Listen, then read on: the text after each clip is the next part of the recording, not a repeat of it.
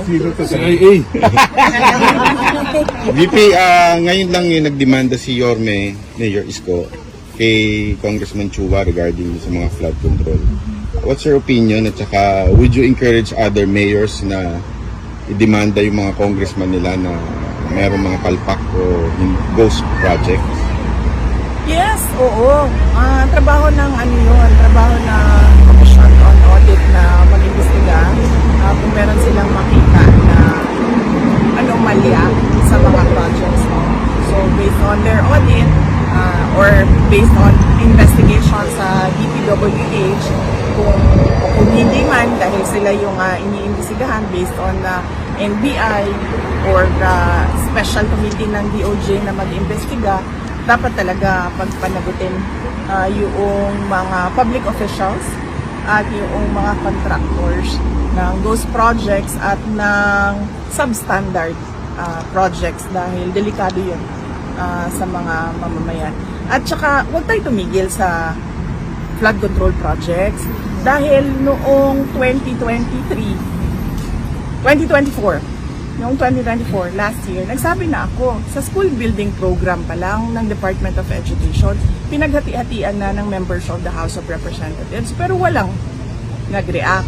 Hanggang ngayon, walang nagsasalita, walang nag-iimbestiga. Hindi lang naman flood control so kung seryoso talaga ang administrasyon sa paghabol about sa corruption, tingnan nila yung buong budget ng 2024 at ng 2025. At hindi lang yan, huwag tayo tumigil dyan. Sagutin yung mga blanco doon sa budget. Madami pa tayong questions. So, hindi lang flood control. Lahat. Since ma'am you have information dun sa dati kayong Deputy Secretary, are you willing to appear sa Senate hearing ni Marcoleta para ibulgar itong mga humingi sa inyo noon ng proyekt ng parte sa DepEd? Hindi naman sila humingi ng parte sa amin Kasi diretso nilang kinuha yung budget. Diretso nilang kinuha ang school building program, ang SBP, at pinaghati-hatian nila sa loob ng House of Representatives. At diretso nilang inattach yung listahan nila doon sa GAA version, House version ng GAA. At inakyat nila sa Senate. In fact, during the Senate hearing ng Department of Education, lumabas yun at tinanong yun ni Senator J.B. Estrada. Pero nung nagsabi kami, at alam yun ni BBM, wala naman siya reaction So, kaduda-duda kung bakit bigla ngayon meron tayong investigasyon sa flood control projects. Kung seryoso talaga sila, and si BBM alam niya yan kasi governor siya dati, mayor ako dati. Alam natin lahat kung ano yung anomalya, ano yung corruption sa budget ng gobyerno, sa projects ng gobyerno. Saan lahat ang investigasyon? And ma'am, any comment dun sa latest na sinabi ni BBM na lifetime check daw yung mga official? Dapat lang. At hindi lang yung elected public officials pati yung mga appointed public officials. At hindi lang yung mga yung on the surface na sasabihin natin kung ano yung nakalagay sa salin. Dapat deep dive kung sino yung mga dummy. Ilabas yung mga dummy ng mga public officials. VP, kung may pagkakataon kayo ngayon, paano nyo haharapin itong problema ng korupsyon, lalong-lalo na sa infrastructure? Yan yung sinasabi ko kanina na ayoko magbigay ng libreng advice sa administrasyon. Panoorin na lang natin sila sa circus nila. Panoorin na lang natin sila sa kanilang zarzuela. Corruption, tapos flood control lang. Ang daming projects sa gobyerno, hindi lang flood. So yun. Yun lang po. Okay. At, kailangan ko magpasalamat. Unang-una sa inyong lahat. Ang aming pamilya po ay nagpapasalamat sa inyong lahat. Nandito kayo sa Hague. Yung iba, hindi taga Netherlands. Meron pang galing sa malayong New Zealand. Napakalayo na lugar. Pumunta dito. Papasalamat kami. Dahil unang-una, sigurado kami, yung dasal ninyo araw-araw, ang laking tulong nun sa sitwasyon ni dating Pangulong Rodrigo Duterte. Yung pagpapakita ninyo ng suporta sa kanya, kanina na-mention, nabanggit sa kanya yung mga tao na nandito, yung mga personalities na nandito. We mentioned you, and then he smiled kasi ano daw, noong nasa Davao siya, nanonood siya ng mga content at mga vlogs mo. So, nagpapasalamat siya at nagpapasalamat kami lalong-lalo na mga anak niya sa tulong ninyo sa kampanya at sa tulong ninyo sa dasal ninyo at sa pagpapakita ninyo ng support sa Pwede ba ho kay si dating Pangulong Anton Duterte. SMNI? Yes, yes. Last question. Ayoko na magbigay ng libreng legal advice. Ayoko na magbigay ng libreng legal advice at professional advice sa administration, ha. Dahil wala na tayong aasahan sa administrasyon na ito. 2028 daw. Sa September 23, andito ano ba tayo. yung aasahan daw ng mga Pilipino?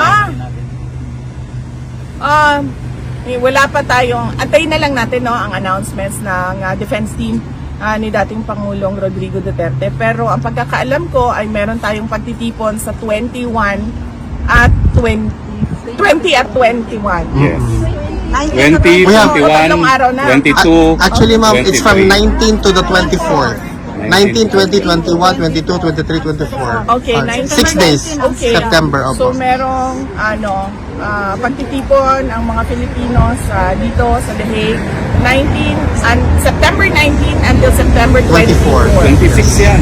So yun yung mga mangyayari sa We will also have the exhibits, ma'am, also. We will reinstall the exhibits that yes. doon sa Lanfano.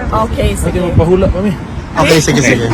Okay. All the exhibits. Maraming salamat, ha. Maraming salamat sa suporta ninyo. And sa 20 and 21, meron din sa Japan. Malaki. Malaki yung hinanda ng Filipino community sa Japan. September 20 and 21. Papasalamat kami, ha, na hindi kayo bumibitaw. Yes. Maraming salamat. Hanggang sa dulo. Hanggang sa dulo. Ang tanong, malaki rin ba dito sa Netherlands? Malaki rin ba? Yes! Sigurado kayo? Thank you, VP. Salamat. Mami, oras ba for pictures? Limit sila sa pagbisita. But binigyan nila kami ng isang araw na sabay-sabay kami apat na magbisita kay dating Pangulong Rodrigo Duterte. Ano pong mensahe niya sa inyong apat? Yung masishare niyo lang, hindi naman masyado personal. As a father, yun yung message niya bilang ama, personal na buhay namin at sa politika, no? Personal na buhay, buhay ng pamilya at buhay namin sa politika. So yun yung mga general topics na napag-usapan kanina. Anything you can share po, lalo na din sa politika? Wala naman.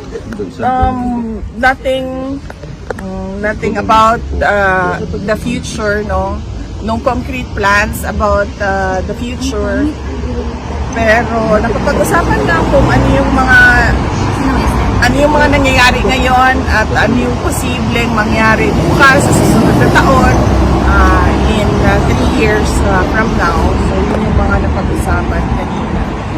VP Inday, what is the reaction of your father when he saw his 4 children for the very first time since his illegal detention inside the ICC detention facility? Saya siya. He's been informed of it since Friday of last week nung tatlo na kami ang bumisita at sinabihan na siya na nag-aantay na lang ng isa. And Wednesday this week, meron kaming approved visit na kaming apat. So masaya siya na nakakausap niya kami. At medyo maingay kanina kasi apat sabay-sabay na nagsasalita at some point sinabi ni Basti na hindi na ako magsasalita kasi walang nakikinig sa akin. So medyo siguro na-miss niya yung ganon na discussions, na labo-labo, sabay-sabay nagsasalita lahat. At masaya siya na nakabisita kaming apat. VP Inday, how's the health situation of your father? Okay naman siya. Kanina, chinek namin siya. Minasahe siya for 1.5 hours ni Congressman Pulong Duterte. So, minasahe yung dalawang paa niya. And then, inano yung circulation because napansin niya no, na medyo gray, ashen gray yung kanyang isang paa. So, minasahe ng maayos para maayos din yung circulation. Minasahe yung dalawang arms niya, yung likod niya, yung kanyang leeg. Minasahe din ni Congressman Pulong Duterte. And before kami pumasok, kinausap ako nung isang nurse. Sabi niya na kapag meron daw, sabihin ko daw sa lahat ng mga bibisita na huwag daw siya bigyan ng snacks. Kasi merong vendo doon sa loob kung saan kami bumibili ng Coke Zero, ng soft drinks, ng juice. Huwag daw bumili ng snacks doon kasi sobrang taas ng kanyang sugar ngayon. At gusto nilang pabilisin yung pagpapababa ng sugar. So pinagbawalan siya kumain. Pero inalaw naman siya sa kanyang Coke Zero kung mag-request siya. Basta ang sinabi lang nila is that minomonitor nila yung pagkain niya sa taas. Kaya wag siyang bigyan ng snacks dahil hindi nila ma-monitor ang sugar doon. And nakikita nila nagsispike yung kanyang sugar, blood sugar. So, pinagsabihan kami wag mag-share ng snacks. VP, just to follow up on that, how do you feel personally when you saw all of your siblings together with your father to meet him for the very first time? Ako? Together with all of your siblings. Yes, personally, VP, sa'yo. How do you feel? Hindi ko naisip yun First time pa natin na apat na since birth? Sa pagbisita, VP. Wala akong feelings. Wala. Hindi ko naisip yon. Pero ang sa akin lang is that kung ano yung makapagpasaya sa kanya, yun ang gagawin. So, nag-request siya ng personal na pagkikita na kaming 5. So, binigay namin sa kanya yon. Thank you, VP. VP, first time kasi na nakapanayam kayo since the dismissal of the impeachment, no? Ano yung naging reaction niya and any advice si Tatay Digong sa inyo now that impeachment was dismissed, although there is a pending MR? Tagal na nun Wait lang. Na-inform mo siya, di ba, no? Oo. I think, ano sinabi? Hindi kasi na-discuss yung ayun yung sinabi, extremely proud. Hindi kasi kami nagkausap nung dismissal ng impeachment. Visit ata ni Kitty yun and siya yung nagbigay ng news kay President Duterte. Any advice for your future political plans? Si Tatay Digong? Wala kami pinag-usapan na 2028 wala kami pinag-usapan ng 2028 elections kanina. VP, on a completely different matter, the lead counsel attorney Nicholas Kaufman made mention that he is appealing or he's waiting for the government of Bongbong Marcos to schedule an appointment for him to negotiate because he wants the immediate return of your father during that time today daw. What is your... Can you weigh in to this statement of Attorney Nicholas Kaufman? Is that possible or should we ask this question na lang kay Attorney Kaufman? I think it is best if we ask Attorney Nicholas Kaufman to explain his statement. Kasi I cannot speak for him and I cannot say kung ano yung I cannot say what his plans are. Thank you, VP. But do you think PBBM will allow him back? I cannot speak for BBM as well. CIA, siguro tanungin mo? See.